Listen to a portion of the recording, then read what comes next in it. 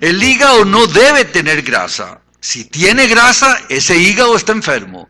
Y como tal, hay que analizarlo, tratarlo, vigilarlo y diagnosticar otras enfermedades que pueden dar grasa al hígado. Por esa razón, el doctor José Moreno, gastroenterólogo formado en la Escuela de Medicina de la Universidad de Costa Rica y hizo el posgrado también en la misma, y a José le gusta mucho la parte de nutrición. Entonces consideramos que un nutricionista asociado a gastroenterólogo es una buena binomio para manejar los enfermos que tienen la enfermedad grasosa no alcohólica del hígado, que en la actualidad es la causa más frecuente de alteración de las transaminasas en los Estados Unidos. Y en la última reunión en Cancún del Congreso Latinoamericano de Hígado, es la segunda causa de afectación del hígado, la enfermedad grasosa no alcohólica de hígado. Y la primera sigue siendo la enfermedad alcohólica del hígado. Entonces, esta patología deben conocerla ustedes bien para que traten bien a sus enfermos y los pacientes no les dé cirrosis. José. Muchas gracias. Buenos días a todos. El tema que vamos a revisar el día de hoy es la enfermedad del hígado graso. La voy a llamar de esta forma, el lobo vestido de oveja, y ya vamos a ir a ver conforme va avanzando la charla por qué la vamos a llamar así. Entonces, antes de conocer una enfermedad es siempre importante conocer su historia. Entonces sabemos que en 1836 Addison hace los primeros hallazgos de hígado graso que generalmente se encontraban en pacientes que consumían alcohol. Y Rokitansky señala que la posible evolución del hígado graso puede llevar a cirrosis hepática. Ya en el año 1902 Gilbert individualiza la esteatosis hepática del etílico, y para los años 1979 Alder hace ya la descripción de hígado y hepatitis y cirrosis, sobre todo en pacientes obesos. Y ya fue para 1980 donde Ludwig hace las primeras descripciones donde había inflamación a nivel del hígado, y esto le llamamos la steatopatitis no alcohólica. Ya para los años 1999, vean que es algo reciente, se hacen las primeras biopsias del hígado y empiezan a darse clasificaciones para esta enfermedad. Y fue hasta el año 2000 en que los diversos autores ya empiezan a hacer la asociación y a catalogar inclusive la enfermedad del hígado grasoso como un componente del síndrome metabólico. Entonces, antes de conocer una enfermedad hay que saber cómo se define. Entonces, sabemos que la esteatosis simple se define como una acumulación de grasa en el hígado que supera aproximadamente más del 5% de su peso y está afectado principalmente por triglicéridos. Lo que es la esteatopatitis no alcohólica, sabemos que es el acúmulo de grasa dentro del hepatocito que va a generar alguna inflamación, una degeneración globoide, y además se puede acompañar posteriormente a cambios de fibrosis y aumento en las mitocondrias, que las va a llegar a ser megamitocondrias. Y podemos ver que el hígado graso podemos clasificarlo en dos tipos, el de tipo primario y el de tipo secundario. ¿Qué nos referimos al primario? Usualmente cuando se asocia a síndrome metabólico.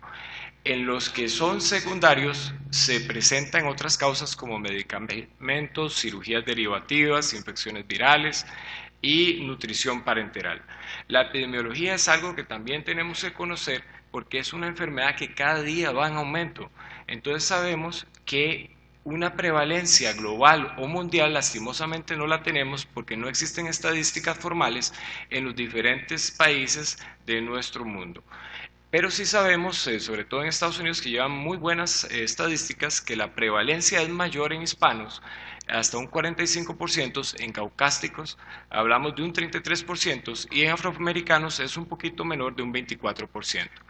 La mayoría de estos pacientes los vamos a detectar entre la cuarta y sexta década de vida, y se estima, según la OMS, para el año 2008, que existen 1.6 billones de adultos con sobrepeso y aproximadamente 400 millones de adultos con obesidad.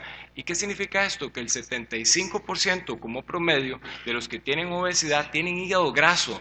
Entonces tenemos una gran pandemia en esta patología. Este es un estudio muy interesante que se hizo en Italia y uno lo ve en cualquier artículo que lea de hígado graso, y podemos ver que se hizo un ultrasonido de diferentes patologías y se determinó cuántos de los pacientes que tenían ultrasonidos de abdomen tenían hígado graso. Entonces podemos ver que en Italia el 20% de los que se realizaron ultrasonido tenían hígado graso. Pero ¿qué pasaba cuando las transaminasas aumentaban? Este riesgo subía un 25%. Y esto quiso reproducirlo el continente asiático y descubrieron que para ellos era un poquito más alto el porcentaje, aproximadamente un 20 a un 29%, 21%, perdón, en Japón, y nosotros también queremos reproducir en Costa Rica qué estaba sucediendo con estos hallazgos. Entonces hicimos en el hospital una revisión de 850 estudios de ultrasonidos de diferentes etiologías y descubrimos que el 31% de nuestros estudiados tienen hígado graso.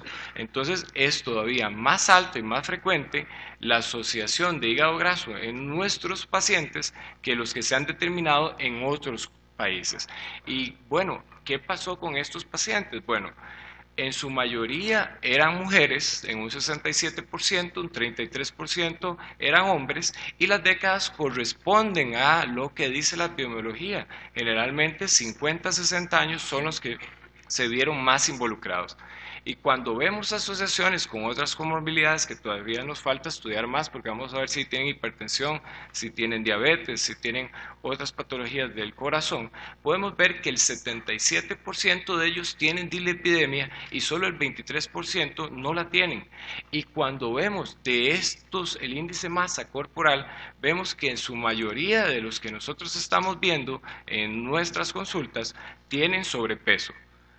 ¿Y qué es lo que pasa? ¿Y cuál es la evolución del hígado graso y por qué preocupa tanto? Bueno, podemos ver que la obesidad, desde un 30, dependiendo de la serie que uno lea, al 90, pero como término medio, un 75% van a tener hígado graso. Y de este que tiene hígado graso, de un 10 a un 20%, va a crear inflamación a nivel del hígado. Y estos que tienen inflamación de su hígado, que le vamos a llamar esteatosis no alcohólica, a un 3 o un 5%, a un plazo de 20 años va a desarrollar cirrosis. Y de esos que desarrollan cirrosis, un 30 o un 40% van a morir o van a tener una causa de muerte secundaria a su enfermedad del hígado, en falla hepática, hepatocarcinoma, y cuando se trasplantan van a volver a recurrir. Entonces veamos este gráfico. Sabemos que el 75% van a tener hígado graso de los obesos, un 10 o un 20% van a llegar a tener NASH, 30 a 40% de estos van a progresar a fibrosis y un 5%, y ahí se estima que inclusive en signo de pregunta pueden ser más, van a desarrollar cirrosis, y de estos van a morir bastantes, con un 40% de complicaciones hepáticas. La relación que existe con el hígado graso a nivel del síndrome metabólico, se estima que hasta el 90% de los pacientes van a tener por lo menos una característica y 30% cumplen por lo menos 3 criterios del ATP3. Entonces, para tener una idea del síndrome metabólico, vamos a hablar que estos pacientes van a tener una obesidad central, como podemos verlo aquí, usualmente mayor de 102 en hombres, mayor de 88 mujeres, pero estamos hablando de personas caucásicas. En las personas latinas tenemos que bajar esa circunferencia abdominal. De hecho, para el hombre es 90 y en el caso de la mujer estamos hablando que es 80. Y eso se relaciona altamente con el riesgo cardiometabólico que puede tener un paciente. Los triglicéridos, 150, colesterol HDL menor de 40 en caso de lo que es hombre y 50 en mujer. Diabetes, la glicemia cada vez está bajando más, ahora se considera 100, sobre todo en el ATP4. Y la hipertensión arterial o la tensión arterial mayor de 130-85. La etiología, como hemos dicho anteriormente, podemos dividirlas en causas primarias y causas secundarias, y entre las secundarias tenemos una gran cantidad de circunstancias que nos pueden llevar a tener hígado graso. Entre la más común, la obesidad, la diabetes y la dislipidemia, que generalmente hacen una esteatosis macrovesicular, pero tenemos otras que son la malnutrición, lo que es cirugías gastrointestinales, el uso de glucocorticoides, el uso de estrógeno sintético, la vitamina A, el metrotexate, y sobre todo metabólicas o genéticas tenemos que tener muy en cuenta lo que es la enfermedad de Wilson por la alta prevalencia que nosotros tenemos.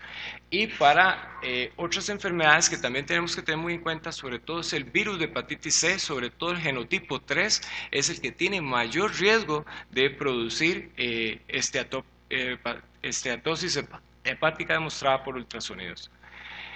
Siguiendo con la etiología, vamos a otra vez hablar de la población de Estados Unidos, y sabemos que en el 2004 el 66.2% de los estadounidenses tienen un sobrepeso, una obesidad, y en los niños vean cómo va aumentando también en un 17.4%. ¿Y por qué sucede eso? Mucho por la dieta occidental que nosotros y ellos han venido adquiriendo. Vamos a ver en esta imagen de Botero. ¿Y qué pasa en Costa Rica? Porque también uno quiere saber qué es lo que está pasando y cuál es nuestra realidad. Entonces sabemos en un estudio de Carmen, que ya es un poquito viejo, pero sabemos que el 59.4% de los encuestados presentaron algún grado de sobrepeso. Imagínense que el 38.7% de estos estudios presentaron sobrepeso, el 19.1% obesidad y el 1.6% en obesidad. De hecho, hay una estimación por el Ministerio de Salud que se estima que el 55% de la población costarricense está con sobrepeso. Entonces, es una patología que, como estamos viendo, es cada vez más frecuente. ¿Y cuál es la causa o cómo se produce y cómo se exacerba esta enfermedad? Entonces, hablemos de la patogénesis. Hay una teoría ya un poquito vieja, pero que todavía responde a la causa de la enfermedad, que se conoce como la hipótesis de los dos impactos. Y esta hipótesis de los dos impactos consiste en que hay una disregulación del metabolismo de ácidos grasos que conduce a esteatosis. Y la esteatosis asociada a adaptaciones celulares y alteraciones de la vía de señalización generan un segundo impacto. ¿Y cuáles son? Son estos. Bueno, en teoría del doble impacto, el primero, hay una resistencia a la insulina, después hay un acúmulo de triglicéridos, hay un acúmulo de ácidos grasos que va a llevar a esteatosis simple. El segundo factor adicional va a ser el estrés oxidativo, que va a superar los mecanismos defensivos y va a disparar las vías proinflamatorias y apoptóticas que van a generar inflamación en el hígado y posteriormente a cirrosis. ¿Qué sucede con la esteatosis? Que el aporte de ácidos grasos al hepatocito va a aumentar la síntesis hepática de triglicéridos, se va a ver una disminución y una saturación de la beta oxidación mitocondrial que va a disminuir la secreción BBLLL, y esto va a generar esteatosis. ¿Qué pasa para que se dé una inflamación en el hígado? Bueno, se va a dar una oxidación mitocondrial, una beta oxidación peroxisomal, y esto va a llevar a aumento en radicales libres que van a generar estrés oxidativo y posteriormente a necrosis hepatociciaria. ¿Y qué pasa con este estrés oxidativo y la peroxidación si se siguen repercutiendo? Bueno, van a haber estímulos quimiotácticos, van a haber aumento de interleuquinas y células inflamatorias que van a generar y van a producir más inflamación. Y posteriormente las células estrelladas van a empezar a reproducirse, a generar fibrosis, la leptina no va a hacer su función adecuada, va a aumentar el factor de crecimiento tisular, y además de eso se van a generar antígenos proteicos como los cuerpos de Mallory para defendernos de esta inflamación. Este es otro cuadro un poquito para complicar más y ver que es una enfermedad compleja, y vemos que la obesidad, la hipertrigliceridemia van a donar electrones, la oxidación mitocondrial por los ácidos libres y la peroxisomal van a generar especies reactivas de oxígeno, y esto va a generar más estrés oxidativo que va a dañar el ADN, va a generar factor de necrosis tumoral y posteriormente una disfunción mitocondrial que va últimamente a generar apoptosis. ¿Y cuál es la clínica usual de los pacientes? Bueno, la mayoría son asintomáticos. Podemos verlo en esta gráfica que el 50 al 75% de ellos no van a tener ningún síntoma, otros van a quejar algún dolor vago en hipocondrio derecho, y puede haber una hepatopatía descompensada en poquitos casos, pero en su mayoría de la exploración física podemos encontrar hepatomegalia. Y en el laboratorio, esto es importante, que hasta un 20% de los que tienen solo un hígado simple con grasa pueden generar elevaciones de las transaminasas. Y el 80% que tienen NASH van a desarrollar elevaciones de 1 hasta 4 veces el límite superior normal de las enzimas hepáticas, pero rara vez esto van a superar 10 veces su valor normal. ¿Qué es lo usual que podemos ver y que nos puede ayudar a distinguir si el paciente tiene una enfermedad por hígado alcohólico o secundaria a metabolismo de grasa? Bueno, que el nivel sérico de la ALT sea mayor que la AST. Y otros exámenes que podemos ver es que la fosfatasa alcalina, gamma-glutamil pueden estar elevadas, y la gamma-glutamil en estudios pequeños se ha demostrado que tiene un valor predictivo para definir qué paciente puede tener fibrosis a nivel del hígado. Generalmente la bilirrubina, el tiempo de protrombina y la albúmina son normales, y hasta una cuarta parte de los pacientes con hígado graso pueden tener autoanticuerpos a nivel sanguíneo, y el más común de ellos es el ANA. Sin embargo, no traducen ninguna enfermedad inmunológica. Usualmente también el hierro puede elevarse en esta condición, y queremos dejar claros que por más elevadas que estén las transaminasas, no se relacionan con ningún daño histológico, al igual que en el caso de la amilasa en la pancreatitis. Hay varios estudios de imágenes, sobre todo este es el que tenemos más a la mano, que es el ultrasonido abdominal. Lo que se hace es valorar el hígado, ver el riñón del lado derecho y comparar la cogenicidad y la brillantez de uno y de otro. Entonces podemos ver que hay borramientos de la pared de los vasos, hay pobre visualización profunda del hígado y del diafragma, y eso ayuda a que los radiólogos permitan decir si existe grado 1, grado 2 o grado 3 en la localización del hígado. ¿Y qué sensibilidad tiene este estudio? Bueno, un 64% y una especificidad de un 97%. Pero solo logra detectar en los pacientes que tienen más de un 30% de grasa a nivel de su hígado. Los que tienen menos de esto usualmente van a quedar desapercibidos por este método radiológico. Aquí tenemos un hígado bastante lleno de grasita, y tenemos como otro estudio el TAC. El TAC lo que hace es comparar las densidades del hígado con el vaso, y generalmente buscan que la densidad sea menor de 40 unidades Hounsfield, y la sensibilidad es mucho mayor y la especificidad mucho mayor que lo que es el ultrasonido de abdomen. Como podemos ver ahí también tenemos otro hígado que está con grasa, como podemos ver si lo comparamos con lo que es el vaso. Y la resonancia magnética pues sería el examen más completo de métodos radiológicos que tenemos para evaluar esto. Utiliza usualmente una secuencia T1, y lo que permite es cuantificar inclusive cuánta grasa tiene el paciente, y es el que tiene mayor sensibilidad y especificidad para este diagnóstico. Y podemos ver aquí que tenemos resonancias magnéticas con contraste que permiten ver grasa y nódulos. Tenemos resonancias magnéticas con elastografía que permiten muy bien aclarar si existe o no fibrosis en los pacientes. Y este último, que es más de uso de investigación que la espectroscopía, también ayuda mucho a clarificar cuánta cantidad de grasa tiene nuestro hígado.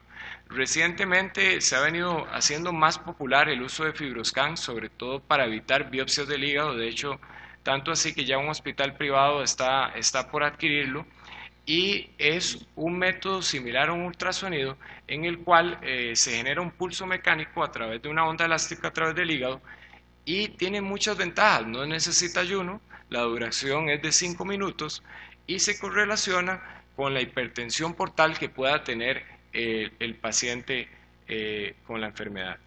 Y generalmente tiende a aumentar el diagnóstico cuando el MEL o el CHILD está sumamente aumentado, y lastimosamente confunde cuando hay mucha estatosis, cuando hay colestasis y la adiposidad visceral bastante aumentada.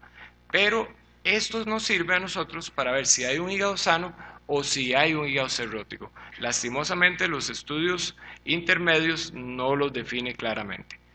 A nivel de histología, usualmente lo que se va a encontrar en una esteatosis macrovesicular, se van a encontrar balonamiento de hepatocitos, zonas de inflamación y en algunas ocasiones cuerpos de Mallory.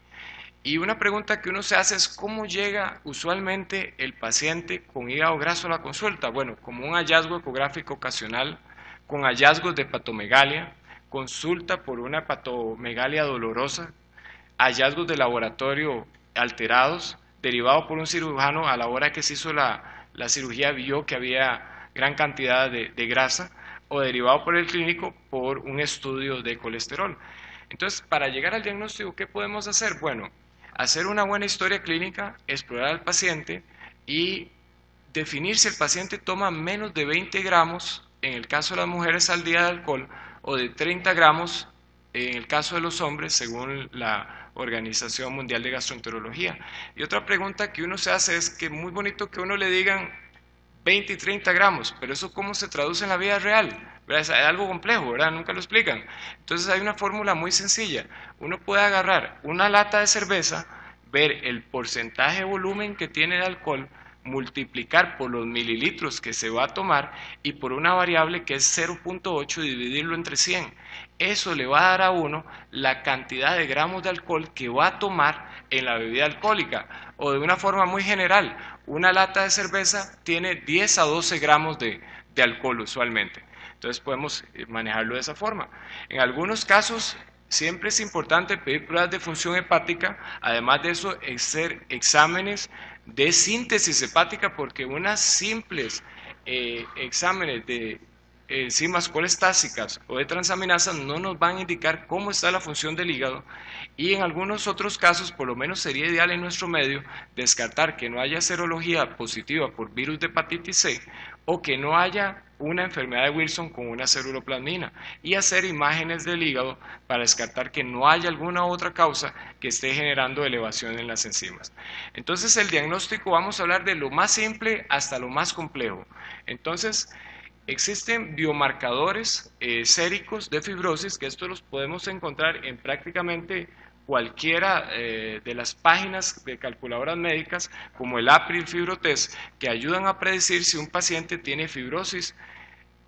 Y el panel combinado de fibrosis también es otro que se ha venido estudiando, que cataloga la edad, el ácido hialurónico, el propio péptido colágeno tipo 3, pero son más de estudios de investigación. Este es un test simple que se llama el NALT Score y también está en muchas páginas que podemos revisarlo y nos va a ayudar mucho a ver si el paciente va o está desarrollando fibrosis. Después, exámenes séricos. Yo pienso que aquí las transaminasas son fundamentales, pero el que deberíamos ojalá hacer en todos nuestros pacientes con hígado graso es el índice de HOMA, porque para definir si el paciente tiene una resistencia a la insulina o no la tiene, y es un examen muy sencillo, lo que se hace es medir la insulina en ayunas multiplicado por la glicemia en ayunas, y esto lo dividimos entre 22.5 y si nos da un factor mayor de 1.8, estamos hablando que el paciente tiene resistencia a insulina, y eso le va a cambiar mucho el diagnóstico y además el tratamiento. Existen otras cosas que todavía son pues casi difíciles para nuestro país, pero son las técnicas genómicas, y se hacen expresiones genéticas y biomarcadores y perfiles proteonómicos, pero generalmente son de campo de investigación, exámenes radiológicos, que por lo menos en nuestra mano el más sencillo de hacer es el ultrasonido, y la biopsia hepática. Ya vamos a hablar un poquito más sobre la biopsia hepática, cuándo, en quién y en quién no hacerla. La biopsia hepática, bueno, es la forma más confiable de hacer el diagnóstico. Puede revelarnos en qué etapa histológica está el paciente y puede indicar además de eso pronóstico. Entonces podemos ver aquí algunas de las gráficas de cómo vamos a ver un hígado con esteatosis simple una vez que tiene esteatopatitis, y además de eso cirrosis. Y tenemos que dejar claro también que el hígado graso es un diagnóstico anatomopatológico, y entonces hacemos la pregunta, ¿en quién sí y en quién no? Entonces hay argumentos a favor que nos indican que para hacer la distinción, si el paciente solo tiene un hígado esteatósico simple o tiene una esteatosis hepática, para graduar y estratificar el paciente y reconocer otras causas de hígado graso.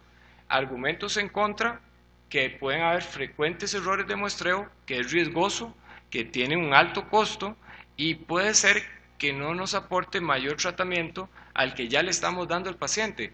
Les voy a contar qué es lo que yo hago, y tal vez el doctor Messerville tenga algún tip mejor que el mío, pero generalmente yo a los pacientes con hígado graso les digo que bajen de peso, les doy las indicaciones de cómo hacerlo y usualmente a los 6 meses uno debería evaluarlos y ver si lograron bajar de peso. Si lo hicieron y siguen las transaminasas elevadas y hemos descartado algunos marcadores metabólicos, virales o de depósito a nivel del hígado y están todos estos negativos, al igual que los inmunológicos, los mandamos a hacer biopsia de hígado porque algo está pasando en estos pacientes.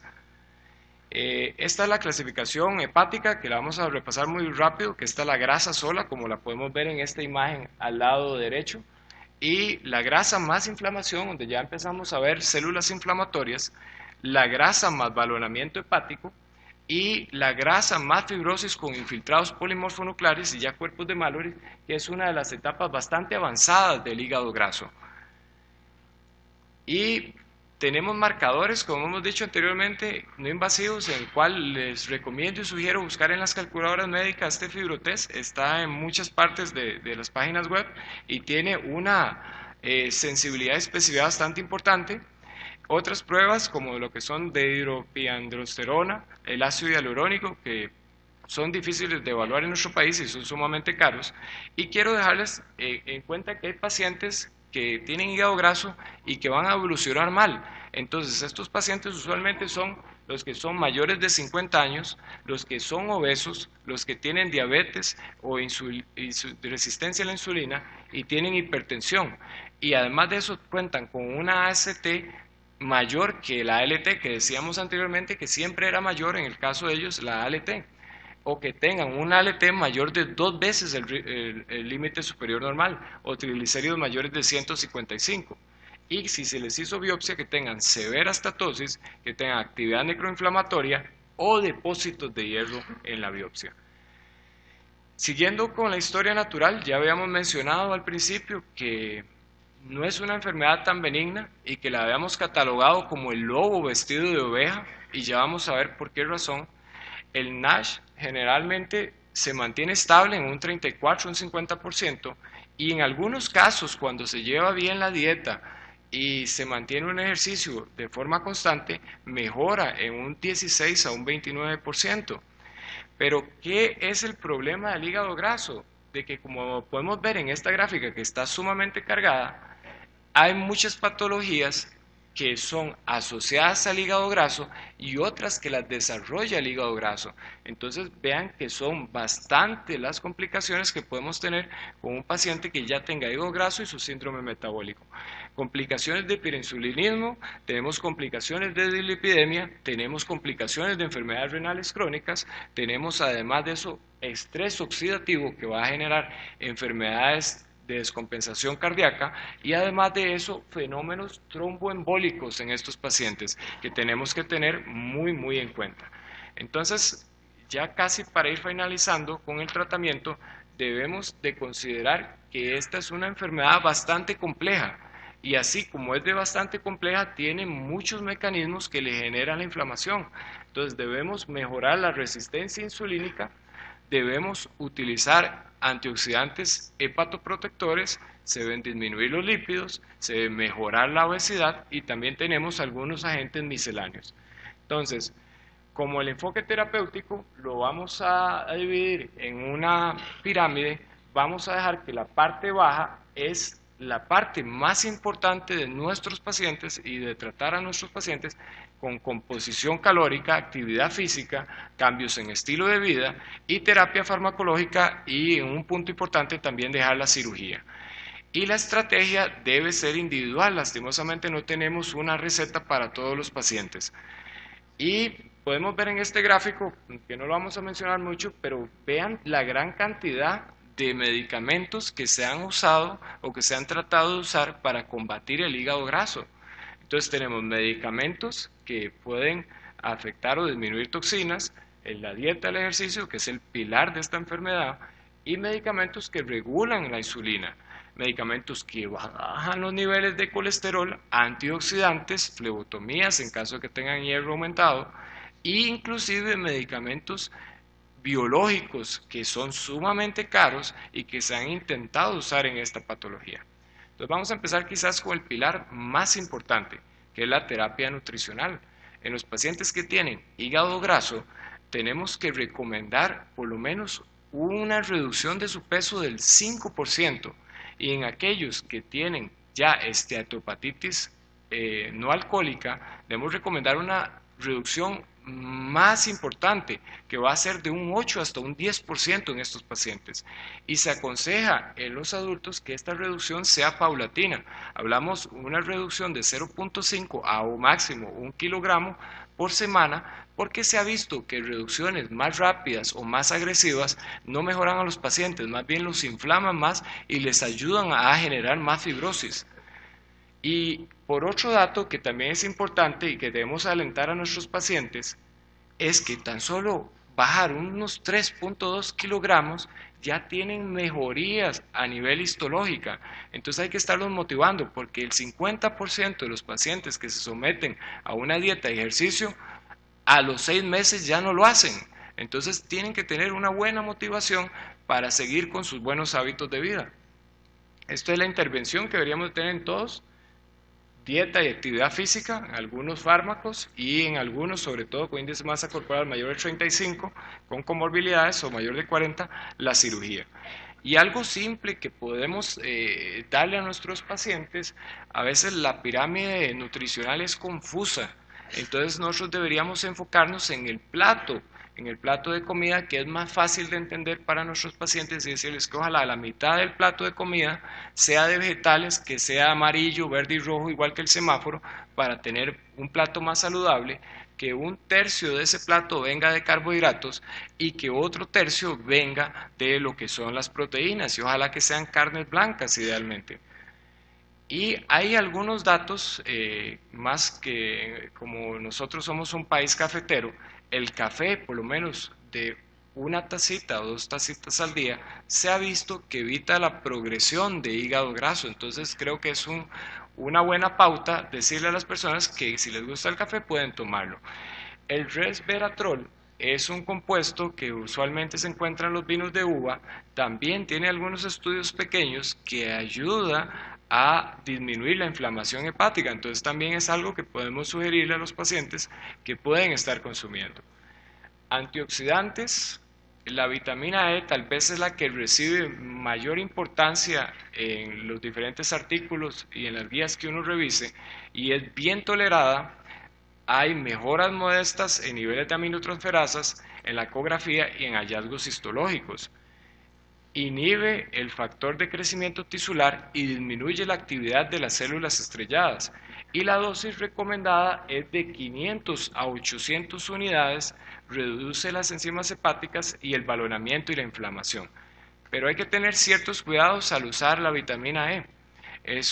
Tenemos pacientes que muchas veces tienen síndromes metabólicos, y esto puede llevar a producirles fenómenos cardioembólicos y producir eventos cerebrovasculares, y además tiene el riesgo de producir cáncer de próstata. Entonces tenemos que seleccionar a nuestros pacientes antes de iniciar un tratamiento como este.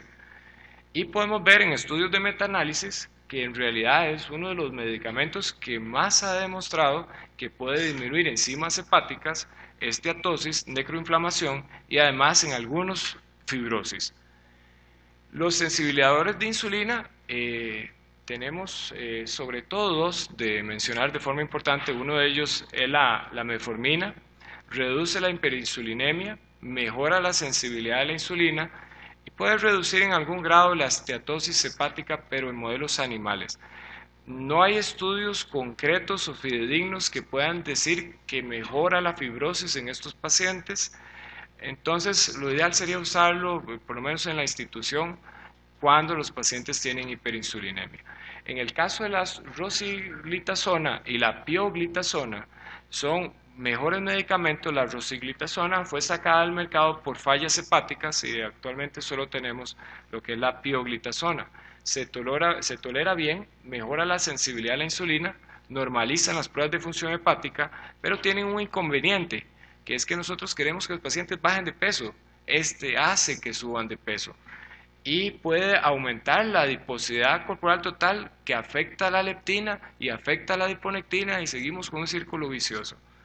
Pero hay estudios, sobre todo en lo que es la pioglitazona, en los cuales podemos ver que sí hay ciertos grados de disminución en lo que es las enzimas del hígado de esteatosis y la necroinflamación. En el caso de la metformina, es un medicamento que se ha estudiado por mucho tiempo, porque se ha usado por mucho tiempo, pero en términos generales no afecta a la fibrosis. En los poquitos que podemos ver ahí que hay una cruz, son estudios de muy poca cantidad de pacientes, entonces no se atrevería uno a decir que sea tan beneficiosa. La reducción de hierro, generalmente esta se recomienda cuando la ferritina es mayor de 1000 y puede ayudar a los pacientes a disminuir la insulina plasmática y además la glucosa y las aminotransferasas. El ácido ursodeoxycólico tiene ciertas menciones porque puede ser antiapoptótico y antioxidante, pero generalmente no mejora la necroinflamación y no es mejor que el placebo, entonces no es un medicamento que se pueda actualmente recomendar para ese tipo de pacientes. El Orlistat es un medicamento bueno para bajar de peso, inhibe la lipasa y lleva a malabsorción de grasas. Su desventaja es que llevarlo por más de 3 meses es sumamente difícil, pero en pacientes bien seleccionados es una buena terapia para ayudarles a bajar de peso. La cirugía bariátrica se usa en pacientes con índice de masa corporal mayor de 35 o mayor de 40 y tiene muchos estudios donde podemos ver que mejora el síndrome metabólico, mejora la esteatosis, mejora la necroinflamación y además la fibrosis. Entonces, en pacientes igual bien seleccionados también es un tratamiento muy útil. Como conclusión farmacológica, y esto no es porque lo digo yo, sino porque lo dicen guías internacionales, se concluye que todavía no hay un estudio a gran escala o de alta calidad ni de largo plazo que permita recomendar un tratamiento de elección y que lastimosamente para esta enfermedad queda por definirse cuál es el mejor tratamiento futuro.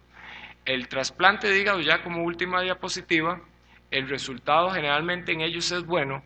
¿Y por qué tenemos que señalarlo? Porque se estima que para el 2030 va a ser la principal causa de trasplante de hígado a nivel mundial.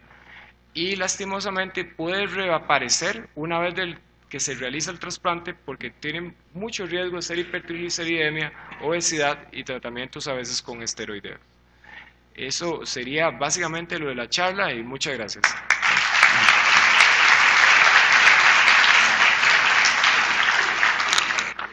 Muchas gracias, José, excelente presentación. Dicen los anuncios parroquiales que el almuerzo se va a servir allá donde están las carpas del otro lado del parqueo.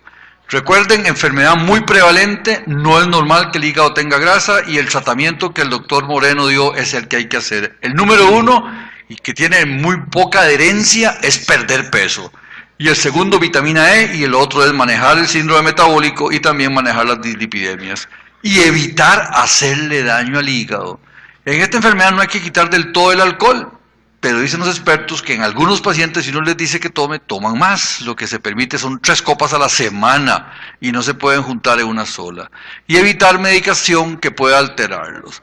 Recuerden que en la actualidad la causa más frecuente de daño hepático asociado a medicinas es por las hierbas que usan las personas para perder peso.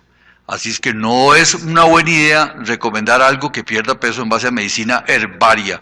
El tratamiento, como lo dice el doctor Moreno, si usted solo tiene esteatosis hepática, pierde un 5% de su peso. No queremos Kens ni Barbies, sino gente que pierda el 5% de su peso. Si ya la grasa causó inflamación y elevó las enzimas hepáticas, el tratamiento es perder el 10% de su peso.